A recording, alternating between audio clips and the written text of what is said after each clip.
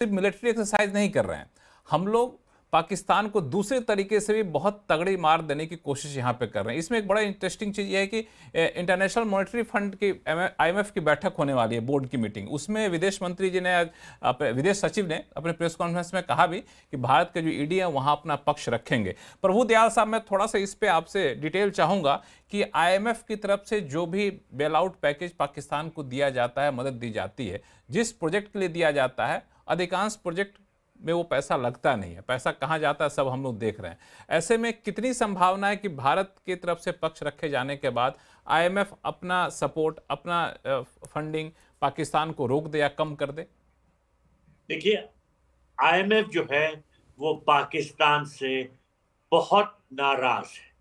आपको याद होगा कि पिछली बार जब IMF की टीम आई थी और पाकिस्तान ने अपने हाथ जोड़ के उनसे कहा कि हमको ये फाइनेंशियल पैकेज दे दीजिए, हमारे पास क्षमता नहीं है लोन्स रिपे करने की, हमें ये पैसे की बहुत जरूरत है। तो IMF ने बहुत सी शर्तें उनके सामने रखी और फिर पैसा दिया।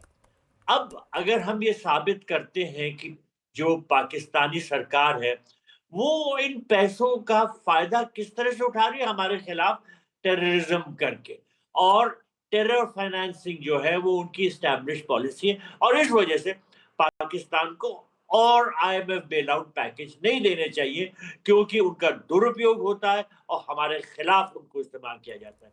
तो इसमें बहुत मुश्किल नहीं होनी चाहिए, क्योंकि जैसा मैंने कहा IMF तो पहले ही से पाकिस्तान से नाखुश है, और वो कहता है कि जो पाकिस्तानी सरकार है वो जो एड मिलती है IMF से उसको ठीक तरह से इस्तेमाल नहीं करता।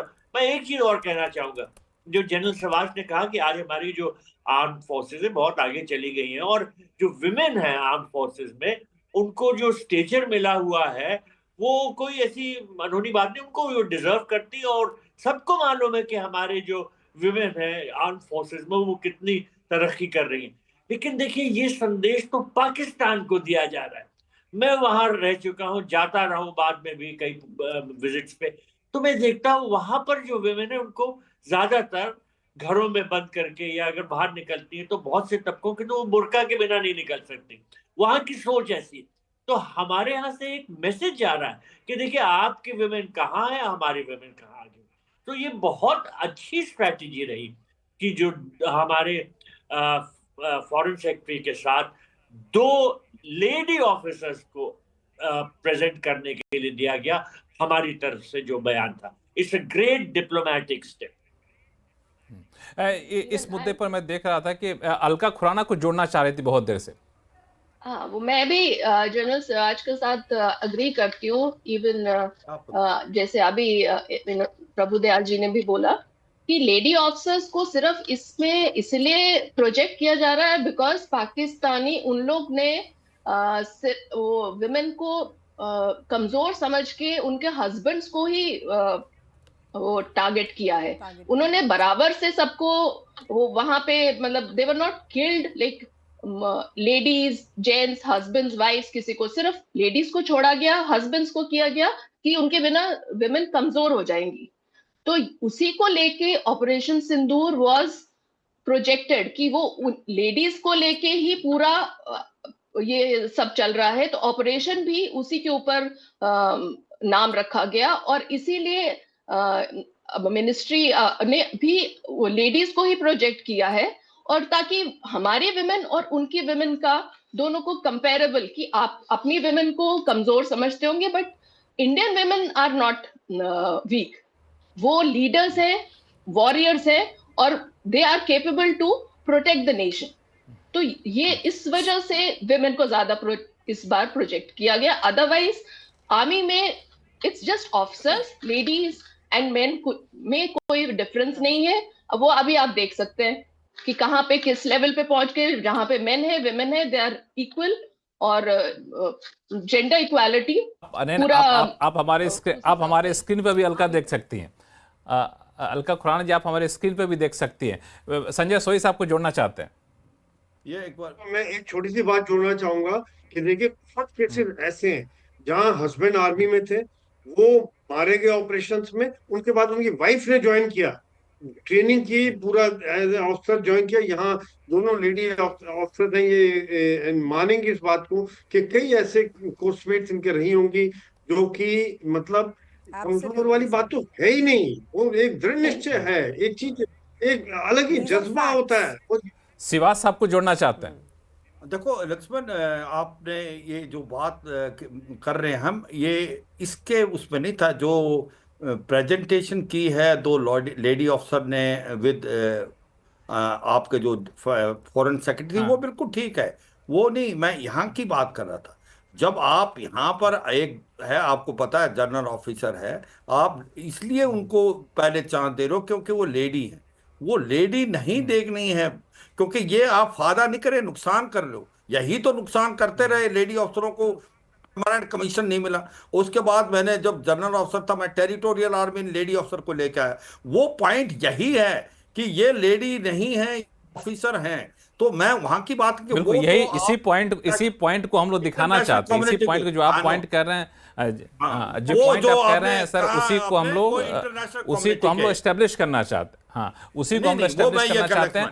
लक्ष्मण, मैं ये हाँ। कह रहा हूं कि जो हमने प्रेस कॉन्फ्रेंस में किया वो बिल्कुल ठीक है, मैं उस पर नहीं कह रहा था। मैं ये कह रहा था हाँ। जब आप यहाँ पर हैं, जब एम्बेसडर प्रभु दयाल के बाद आपने लेडी बोला, जबकि दो जनरल ऑफिसर थे। Normally we follow the protocol, हम ऑफिसर के रैंक से जाते हैं, हम इससे नहीं जाते कि लेडी ऑफिसर। ये मैं ये कह रहा हूं कि भारत की जो अभी ऑफिसर लेडी ऑफिसर हैं, अब वो बहुत आगे निकल गई हैं। अब वो लेडी नहीं कहलाती, वो ऑफिसर, वो कमांड कर रही हैं, आगे ऑफिसर ब्रिगेडियर कहलाते भी हैं, बनेंगे। बिल्कुल। हाँ नहीं, मैं आपको ये बताऊं, क्योंकि आप ये समझो 900 आदमी को जब कमांड करती वो मैन है, मगर उसमें कोई फर्क नहीं है, चाहे वो लेडी ऑफिसर हो या मेल ऑफिसर हो। Commanding officer is commanding officer. मैं उस लिहाज से बोल रहा था, ना कि इस पे की जो आज हमने प्रेजेंटेशन दी है। Obviously this presentation has got different connotation. Aarti Tickoo Singh, उसका दो कॉनेटेशन है उसका, तो एक तो रिलीजन था और एक लीड।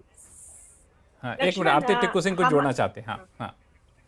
देखिए, हमारी जो स्ट्रेंथ है as a democracy, as a liberal और प्लूरलिस्टिक और डिवर्स कंट्री, वो सब दुनिया के सामने है। और यही अंतर जो मैं अंडरलाइन करना चाहती हूँ, जो पाकिस्तान के जनरल असीम मुनीर कर रहे हैं, या जियाउल हक के टाइम से या उससे पहले ही मैं कहूँ, पाकिस्तान की जो ट्रैजेक्टरी रही है वो अंधकार की तरफ जा रहे हैं और हम रोशनी की तरफ शुरू से ही। यही अंतर था कि 1947 में हम लोग जिस तरह से आगे बढ़े और जिस तरह से वो आगे बढ़े, आज हम ये अंतर देख रहे हैं। और ये अंतर हमको लगातार दिख रहा है, पूरी दुनिया को दिख रहा है। जब वो सितंबर 11 में शामिल हुए और जो उन्होंने आतंक का जो वो हब कहलाते हैं, सेंटर कहलाते हैं पूरी दुनिया में, उस दिन से पाकिस्तान और भारत की जो ट्रैजेक्टरीज है वो अलग है।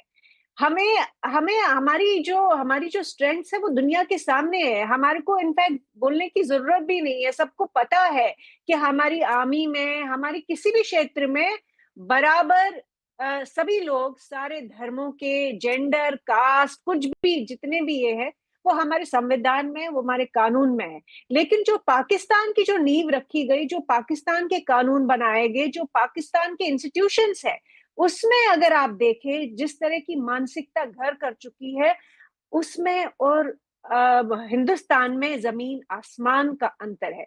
तो ये समझना जरूरी है। दूसरी बात हम लोग थोड़ा सा हाँ संक्षिप्त में करिए, फिर ब्रेक पे जाएंगे, ब्रेक का टाइम हो चुका है। हाँ बताएं, अपनी बात पूरी करें। दूसरी बात मैं ये कहूंगी कि जो पिछले 2-4 दिन में हमने देखा कंडक्ट, अगर आप हमारा देखें और जो उस तरफ से कंडक्ट आ रहा है, पाकिस्तान आर्मी शर्मनाक वाकया कि उनके जो आतंकियों के जो कॉफिन्स है, वो उनके साथ पाकिस्तान आर्मी उनको सजदा कर रही है। ये वही बात हुई। यही सवाल